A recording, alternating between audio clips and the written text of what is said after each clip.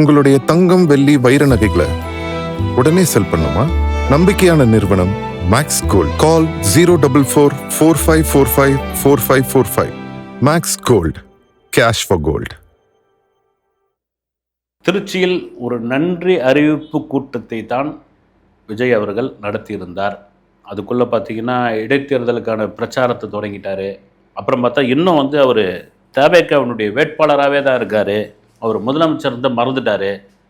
இன்னும் பார்த்தீங்கன்னா வேட்பாளர் மாதிரியே பேசிகிட்டு இருக்காரு. எலெக்ஷன் இன்னும் நடந்துகிட்டு இருக்குன்னு நினச்சிட்டு இருக்காரு. அப்புறம் இதெல்லாம் யார் எழுதி கொடுக்குற ஸ்கிரிப்டுங்க? நீங்களாகவே தன்னிச்சையாக பேசுங்க விஜய். இப்படியா அடுக்கடுக்கான கேள்விகள், அடுக்கடுக்கான விஷயங்கள், இதெல்லாம் ரைட்டு, ஓகே. ஒரே ஒரு ஸ்பீச் தானேங்க, அந்த ஒரு ஸ்பீச்சுக்கே உங்களால் தாங்க முடியலையா? அப்படி இதுவரை மௌனமாக இருந்த எடப்பாடி பழனிசாமி அவர் ஒரு பெரிய லிஸ்ட் அவுட்லாம் போட்டிருக்காரு. என்னென்னா, போதையை உங்களால் ஒழிக்க முடியாது அப்படின்னு முடிவு பண்ணிட்டீங்க. டக்குன்னு தூக்கி இதுக்கு முன்னே ஆண்ட கட்சி மேலே பழிய போடுறீங்க. அவங்க முளையிலேயே கிள்ளி இருக்க வேண்டும், அவர்கள் ஒழித்திருக்க வேண்டும் அப்படின்னு சொல்கிறீங்க. அப்புறம் இந்த சிங்கப்பெண் படை அடுத்த வாரம் ஆரம்பிப்பேன் அப்படின்றீங்க. கடந்த 2 வாரமாக என்ன ஆச்சு? அடுத்த வாரம் ஆரம்பிப்பேன், அடுத்த வாரம் ஆரம்பின்றீங்க. ஒரு சிங்கப்படையை விட உங்கள் உதவியாளருடைய புதுமனை புகழ் விழாவிற்கு தான் ரொம்ப முக்கியமா அப்படின்னு எல்லாரும் 6 மாதம் பொறுத்துங்க, 6 மாதம் பொறுத்துங்க அப்படின்னா, இந்த 6 மாதம் என்ன கோட்ஸா க்ரஷ் கோட்ஸா? அது 6 மாதத்துக்கு 6 மாதம் பொறுத்துங்கன்னா அந்த 6 மாதத்தில் மக்கள் மடியை தான் செய்யணுமா? 6 மாதத்துக்கு சட்டம் ஒழுங்கு பிரச்சனை என்ன வேணாலும் நடக்கும், அதெல்லாம் நாங்கள் பார்த்துக்கிட்டு இருக்கணுமா அப்படின்னு எடப்பாடி அவர்கள் பொங்கி எழுந்துட்டாருங்க. பொங்கி எழுந்து விட்டார். அந்த பொங்கி எழுந்ததற்கான காரணம் என்னென்னா, அவர் நினச்சது தான். நான் திரும்பவும் எழுதி தரேன். நான் பல பேருடைய எண்ணம் என்னன்னா, விஜய் சிஎம் ஆயிருக்க முடியாது, அவர் ஜெயிக்க மாட்டாருங்க, டெபாசிட்டை இழப்பாரு, பெரம்பூர்லையும் இழப்பாரு, திருச்சி கிழக்குலையும் காலி ஆகிருக்கும்.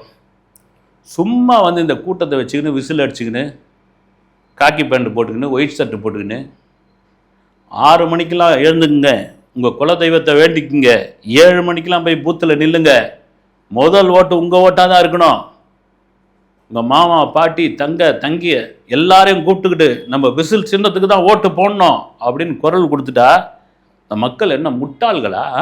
டக்குன்னு போட்டுருவாங்க அப்படின்னு பல பேருடைய எண்ணமும் கருத்தும் இதுவாகத்தான் இருந்தது. வெளியே சொல்லலை. ஆனால் ரிசல்ட்டு கடந்த மே 4ஆம் தேதி, அதாவது 1 மாதம் ஆகப்போகுது, அப்படியே உட்டாலக்கடியாக வந்தது பாருங்க. இதுதான் பயங்கர காண்டாகி போச்சு. இந்த காண்டோட வெளிப்பாடு இப்போ எடப்பாடி பழனிசாமி அவர்கள் அந்த அளவு கொந்தளிச்சு ஒரு பெரிய லிஸ்ட் அறிக்கை போட்டுக்கிட்டே இருக்கார். அவர் நினைச்சது என்னன்னா, வழக்கம் போல ஒரு 5 வருஷம் டிஎம்கே ஆட்சி பண்ணோம், இன்னொரு 5 வருஷம் ஏடிஎம்கே, அடுத்து டிஎம்கே, அடுத்து ஏடிஎம்கே. இப்போ டிஎம்கே ஆட்சி பண்ணியாச்சு, நாம தான் கொடி பறக்குது பார், பச்சை கொடி காட்டாங்க பார், சிக்னல் தெரிஞ்சிச்சு பார் அப்படின்னு அவர் ஒரு மனக்கணக்கு போட்டார். ஜனங்க பூரா அப்படியே திரும்பி ரெட்டலைக்கு அடின்னு அடிக்க போகிறாங்க. உதயசூரியல்னா ரெட்டலை, ரெட்டல்னா உதயசூரியா, இதை தாங்க காலகாலமாக நாங்கள் மாற்றணும்னு பார்த்துக்கிட்டு இருக்கோம். ஒன்று பேய் ஆளுது, இல்லை பிசாசு ஆளுது, ஒன்று பிசாசு ஆளுது, இல்லை பேய் ஆளுது, புதுசாக ஒன்று வரதோ செய்யட்டுமே, என்ன தான் பண்ணுறாருன்னு பார்க்கலாமே அப்படின்றதுக்காக தான் இந்த மாறுதல் ஏற்பட்டது. இதை எடப்பாடி பழனிசாமி அவர்கள் எதிர்பார்க்கல. அதை எதிர்பார்க்காதது கோபமாகி போச்சு. அதை விட அதீத கோபமானது என்னன்னா, இந்த அதிமுகவை காலி பண்ணதாங்க. எப்படி எம்ஜிஆர் ஆரம்பித்த கட்சி, யாரையும் நம்புறது கிடையாது. அவர் ஓபிஎஸ் வரக்கூடாது, சிவி சண்முகம் எட்டி பார்க்கக்கூடாது, வைத்தியலிங்கம் அந்த பக்கம் நிற்கணும், வேலுச்சாமி பின்னாடி வரணும், விஜயபாஸ்கர் தோட்டத்து பக்கம் போயிடணும், எல்லாம் பயத்தோட வெளிப்பாடு. எங்கேருந்து அட்டாக் பண்ணி நம்ம காலை வாரிடுவாங்களோன்னு அரசியல் இதெல்லாம் இருக்குதானே செய்யும்.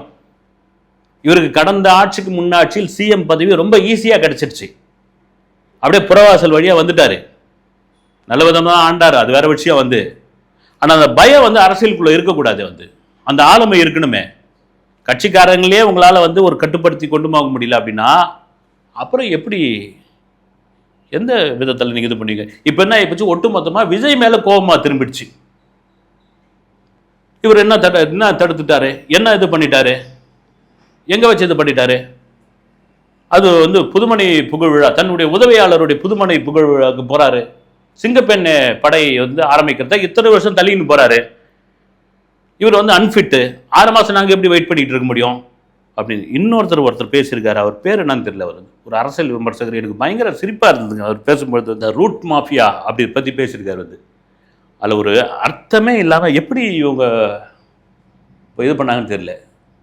கடந்த தேர்தலுக்கு முன்னாடி 5 மாதத்துக்கு முன்னாடி இந்த ரூட் மாஃபியா, அந்த ரூட் யார், இவர் விஜயோடைய உதவியாளர் ஜெகதீஷ், அவர் வந்து ஒரு ஈவெண்ட் நிறுவனம் வச்சுருக்காப்புல.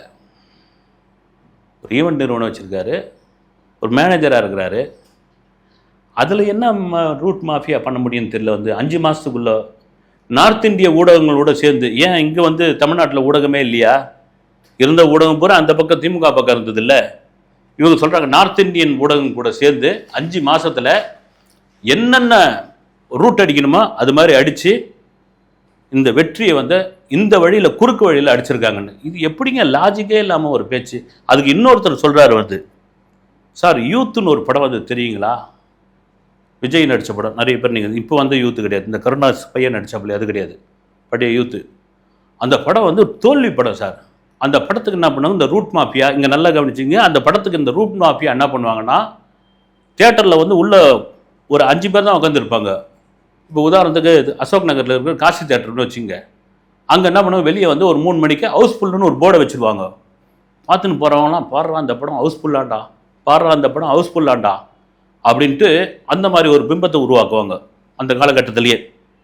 அப்புறமா அந்த படத்தில் ஆழ்தோட்ட பூபதினு ஒரு சாங்கு, உண்மையிலே அது பெரிய ஹிட்டு சாங்குங்க. வந்து அந்த சாங்குக்கு ரோட்டில் போகிறவங்கலாம் ஒரு 20 பேரை கூப்பிட்டு டிக்கெட் கொடுத்து உள்ளே எடுத்துமா உட்கார வச்சு, அந்த சாங் முடிஞ்ச உடனே 20 பேர் எழுந்து ஒன்ஸ் மோர்னு கத்த வைக்கிறது. வந்து கத்த வச்ச உடனே ரைட்டு மறுபடியும் தியேட்டருக்காரங்க உண்மையாக ரசிகர் கேட்குறாங்க பொழுதுன்னு போட்டு அது இது பண்ணுறது.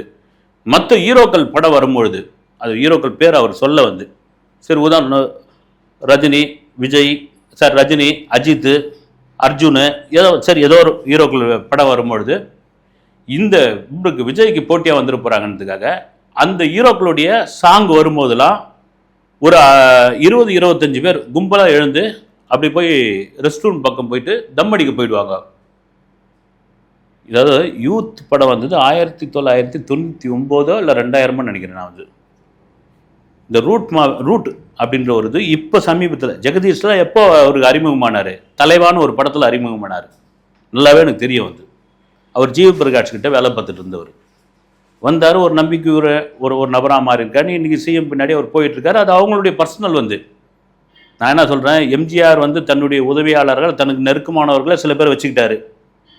மறைந்த செல்வி ஜெயலலிதா அவர்கள், அவருடைய நிழலாக இருந்தவர் வந்து சசிகலா, கலைஞருடைய நிழலாக இருந்தவர் வந்து ஆற்காடு வீராசாமின்னு சொல்லுவாங்க.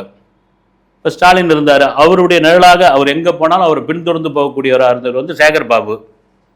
இப்படி ஒவ்வொருத்தருக்கும் ஒருத்தர் பிடித்தமான ஒருத்தர் வந்து ஒரு தலைவர் கூட வச்சுப்பாங்க. வந்து அது என்ன ரூட் மாஃபியா? அந்த ரூட் மாஃபியான்ட்டு ஒரு அர்த்தமே இல்லாமல் யூத் படம் எப்போ ரிலீஸ் ஆச்சு, அதுக்கு ஏங்க இப்போ வந்து அடிக்கணும் அப்படி? இது ஒரு பக்கம். இது வருது. திருச்சி கிழக்கு இடைத்தேர்தல் நடக்கும்போது திருச்சியில் வந்து முதல்வர் விஜய் பேசுனது வந்து முழுக்க அவர் நன்றி சொல்கிறதுக்காக வரல, இடைத்தேர்தலுக்கு ஒரு பிரச்சாரத்துக்கு வந்திருந்தார். அந்த பிரச்சாரத்தை கனக்கச்சிதமாக பண்ணிட்டாரு. அந்த பிரச்சாரம் பாருங்க, வேட்பாளர் யாருன்னே சொல்லாமல் உங்கள் விஜய் தான் வந்து நிற்க போகிறேன் நான், இது வந்து நான் நின்ன இடம் தான், உங்கள் விஜய் சார்பில் ஒரு விஜய் நிற்க போகிறான், ஒரு விஜய் நிற்க போகிறாங்க, எனக்கு எப்படி ஓட்டு போட்டீங்களோ அதே மாதிரி நீங்கள் ஓட்டு போடணும். உண்மைதான் அது. நிச்சயமாக இருக்கிற வேட்பாளர்களுடைய முகத்தை இந்த மக்கள் பார்க்கவே இல்லை. தாவேக்காவில் சொல்கிறேன், யார் அவர் நெட்டையா குட்டையா கருப்பா சிவப்பா, அவர் என்ன ஜாதி என்ன குலம், அதெல்லாம் யாரும் பார்க்கவே இல்லைங்க. உண்மையாகவே அவர் வலிமையானவரா, பணம் படைத்தவரா? விஜய் அவ்வளோதான், விசிலு. இதை இவங்க காலகாலமாக புரிஞ்சுக்கணும். இதுக்கு தான் அடித்தாங்க ஓட்டை, இதுக்கு தான் அடித்தாங்க வாக்கு மிஷினில் அழுத்துனாங்க. வந்து இப்போ கூட பார்த்தீங்கன்னா இவர் முன்னாள் அமைச்சர், அதிமுக அமைச்சர் ஜெயக்குமார் ஒரு பதிவு ஒன்று போட்டிருந்தார். ராயபுரத்தில் அடிக்கடி கரண்ட் கட்ட, சென்னை ராயபுரத்தில் அடிக்கடி கரண்ட் கட் ஆகுது அப்படின்ட்டு மக்கள்லாம் சேர்ந்து எம்எல்ஏ வீட்டு, அந்த தொகுதியோட எம்எல்ஏ வீட்டை போய் முற்றுகையிட்டுக்கிறாங்க. எங்கள் எம்எல்ஏங்கன்னா இல்லைங்க, அவர் வந்து கிளம்பி வெளியே போயிட்டாருங்க, நேற்று ஆள் இல்லைங்க அப்படின்னு ஜனங்க கலைஞ்சு போயிட்டுக்கிறாங்க. அதை சொன்னவரே அந்த எம்எல்ஏ தானா. அந்த அளவுக்கு தெரியல அடையாளன்ட்டு அது கிண்டலாக போட்டாரா சீரியஸாக போட்டாரான்னு தெரியல. இதெல்லாம் மீறி திரும்பவும் சொல்கிறது என்னென்னா, விஜய்க்காக தான் இந்த வாக்குகள் விழுந்தது என்பதில் மாற்று கருத்து கிடையவே கிடையாது. அதுக்குள்ள திருச்சி கிழக்கில் யார் நிற்க போகிறாங்க அப்படின்னு சகாயம் ஐஏஎஸ் அவர்கள் நிறுத்தப் போகிறார்கள். அவருக்கு தான் வந்து ஒரு பெரிய வரவேற்பு இருக்குதுன்னு அவர் எனக்கு அரசியல்லாம் வேணாங்க. அந்த பதவியேற்பு நேரு ஸ்டேடியத்திலே அவர் சொன்னார், வந்து பத்திரிகையாளர் கேட்டபோது, இல்லைங்க எனக்கு அதெல்லாம் விட்டு விலகிட்டுங்க, நான் வேணாங்க அப்படின்ட்டு. அப்புறம் வந்து கூப்பா கிருஷ்ணன் லால்குடி அவருடைய பேர் அடிபட்டு அவருக்கு ஒரு வாரியம் கொடுத்துனாங்க. ஏற்கனவே அவர் உங்களுக்கு இல்லைங்கன்னு சொல்லியாச்சு. வந்து இன்னொரு பக்கம் பார்த்தா ரஜினியோடைய ஆசீர்வாதத்துடன் லாகவா லாரன்ஸ் நிற்க போகிறார் அப்படின்னு. என்னையா இது ஒரு லாஜிக்கு, ஏதாவது ஒரு லாஜிக் இருந்தால் அதை பரவாயில்ல. லாகவா லாரன்ஸ் நிற்க போகிறாரு அப்படின்னா ரைட்டு, அதில் ஒரு லாரன்ஸ் வர போகிறாரு. சரி, விஜய் படத்துக்குலாம் அவர் சாங் பண்ணியிருக்காரு, விஜய் ரொம்ப பிடிக்கும்.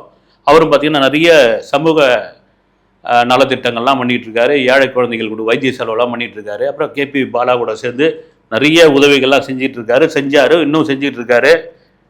அம்மா மேலே பாசம் கொண்டவர், கோயில் கட்டியிருக்காரு. வலது கை செய்யறது இடது கை தெரியாத ஒரு மனுஷர் வந்து அவர் நிற்க வைக்கலாம். அது என்ன ரஜினி ஆசீர்வாதத்தோட, அவர் ரஜினி அனுப்புகிற ஸ்பையா அவர் வந்து. இதை பேசுகிற உங்களுக்கே தெரியும் போது ஏன் விஜய்க்கு தெரியாதா, தாவேக கட்சிக்காரர்களுக்கு தெரியாதா? இதெல்லாம் விட ஹைலைட் என்ன தெரியுங்களா? திருச்சி கிழக்கு தொகுதியில் த்ரிஷா நிற்க போகிறாங்க. அவங்க தான் வேட்பாளர். த்ரிஷா தான் கொள்கை பொறுப்பு செயலாளர். அதுதான் சிஎம் விஜய் எங்கே போனாலும், அஜித் வீட்டுடைய துக்க நிகழ்ச்சிக்கு போனாலும் சரி, அவர் ஜெயிச்சு முதல் ஆளாக வந்து பார்க்குறதும் சரி, எங்கே போனாலும் இந்த அம்மையாரை தான் கூட்டின்னு போகிறாரு. அந்த அம்மையார் தான் வந்துக்கிட்டு இருக்காங்க. இது என்ன அசிங்கம், இது என்ன அவமானம் அப்படின்னா, இது மக்கள் தானே கொந்தளிக்கணும். நான் தெரியாமல் கேட்குறேன், மக்கள் தானே கொந்தளிக்கணும். இப்போ தனி மனித ஒழுக்கம் இல்லாத தலைவர் அப்படின்னா, தனி மனித ஒழுக்கம் இதனால தான் வந்துடுதா? ஒரு தோழியாக இருக்கலாம், ஒரு நண்பியாக இருக்கலாம். இதுவாக இப்போ திருச்சி கிழக்கில், சரி திருச்சி கிழக்கில் ஏன் நிற்கக்கூடாதுன்றேன். அவ்வளோ கான்ஃபிடண்ட்டாக விஜயை சொல்கிறாருல்ல, வேட்பாளர் யாருன்னு அறிவிக்கல, பேரும் தெரில, ஊரும் தெரில, ஒன்றும் தெரில, எனக்காக ஓட்டு போடுங்க இந்த தொகுதியை, நான் உங்களுக்காக தான் இந்த தொகுதி விட்டேன் நான் அப்படின்னு. அதை த்ரிஷா நின்று ஜெயிச்சா என்ன, வரட்டுமே, கொள்கை பரப்பு செயலாளர் வரட்டும், மந்திரியாக வரட்டும். இதெல்லாம் என்னென்னா அந்த கடந்த கால ஆட்சியில் பண்ண தவறுகள் இருக்குது பாருங்க. அது மறுபடியும் வந்து அது ரிவைண்ட் பண்ணி பார்க்குறாங்களா இல்லையான்னு தெரியல. உண்மையிலே அதை வந்து நிச்சயமாக அதை வந்து அவங்க வந்து டிஎம்கே வந்து அலசி பார்க்கணுங்க. அது ஏன்னா கடுமையான கஞ்சா புழக்கம், எங்கே பார்த்தாலும் போதை.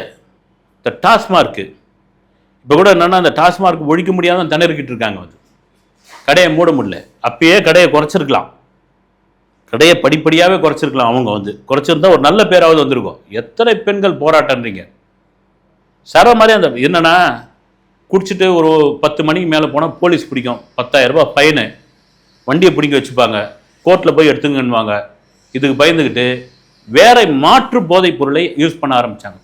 அது ஒரு கட்டத்துக்கு அப்புறம் போய் இளைஞர்கள் மத்தியில் அது வன்முறையாக மாறிச்சு. அது எல்லாம் வந்து சரமாரியாக விற்க ஆரம்பித்தாங்க அந்த சமயத்தில். இது எல்லாருக்கும் தெரியுங்க, வந்து எல்லாருக்குமே தெரியும். அதை என்ன ஆகிப்போச்சு, முதல்வர் காதுக்கு, அப்போதைய முதல்வர் காதுக்கு கொண்டு போய் சேர்க்கவே இல்லை அவங்க. நான் திரும்ப சொல்கிறேன்னே, வந்து எந்த விஷயத்தையும் நெகட்டிவான விஷயங்களை சேர்க்கவே இல்லை. போய் பாலாறு ஓடுது, தேனாறு ஓடுது, மக்கள் வந்து சந்தோஷமாக இருக்கிறாங்க, மும்மாரி பொழியுது, போகோன்னு 10 போகம் நெல் விளையுது, சோத்துக்கு பஞ்சமே இல்லை. ரோட்டில் பாருங்கள் எப்படி இது பண்ணுறாங்க. நீங்கள் வில்லிவாக்கம் தொகுதிக்கு போனீங்கன்னா பாருங்கள், ஆடலும் பாடலும் கரகாட்டமும் நிகழ்ச்சி எப்படிலாம் நடக்குது பாருங்கன்ட்டு ஒரு பொய்யான பிம்பத்தை கொண்டு வந்து ஏமாற்றி கட்சியை காலி பண்ணிட்டாங்க. ஒரு நல்ல ஆட்சியை நீங்கள் உண்மையாக, ஒரு போதை இல்லாத ஆட்சியை, ஒரு அராஜகம் இல்லாத ஆட்சியை, ஒரு ரவுடிசம் இல்லாத ஆட்சியை நீங்கள் பண்ணியிருந்தீங்கன்னா இன்னைக்கு நீங்கள் ஜெயிச்சே இருக்கலாம், பலவான எதிர்கட்சியாக வந்திருக்கலாம். இன்னைக்கு வந்து குய்யோ முறையோ ஓட்டு மிஷினை மாற்றி போட்டாங்க, த்ரிஷா வந்து உள்ள கொண்டு வந்துட்டாங்க. 21 நாளில் சட்டம் ஒழுங்கு பிரச்சனை பாருங்க, சந்தி சிரிக்குது. விஜய்க்கெல்லாம் வந்து அன்ஃபிட், தகுதி இல்லாத ஒரு நிழல் முதல்வர் வந்து ஆதவ அர்ஜுனா, விஜய்லாம் சும்மா பொம்மை முதல்வர், டம்மி பீஸு, இப்படிலாம் வந்து கூவிட்டு இருந்தா மக்கள் தெளிவாக இருக்கிறாங்க. இப்போ 5 வருஷத்துல இவரே கூட இபிஎஸ்ஏ கூட கேட்குறாரு, 5 வருஷத்துல என்ன கேள்வி கேட்டிருக்கீங்க? இந்த நீங்கள் விஜய் கேட்குறீங்களே, இத்தனை கேள்வி கேட்குறீங்க நீங்கள், 5 வருஷத்துல வாய முடியும்னா நீங்கள் என்ன கேள்வி கேட்டீங்க? நீங்கள் ஒரு கேள்வியாவது இருந்ததா?